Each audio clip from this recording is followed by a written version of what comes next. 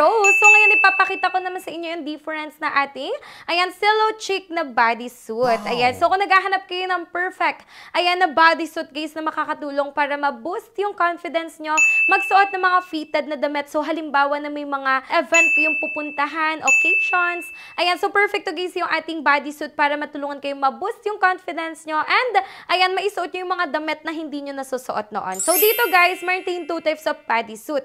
Ayan, which is meron tayong contour style and then meron tayong deer style. So kung makikita nyo yung difference silang dalawa, dito sa contour style natin guys is meron na siyang pa-cycling short. Ayan, which is perfect siyang gamitan for mga dress.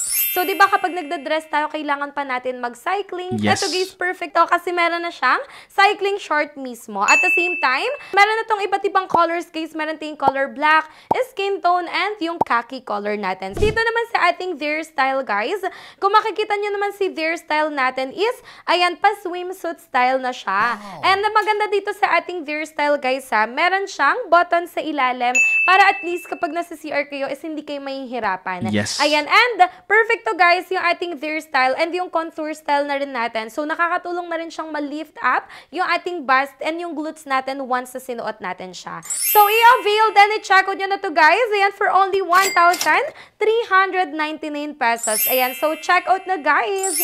So once again, I'm Dolor Rose and thank you for watching. See you again. Bye!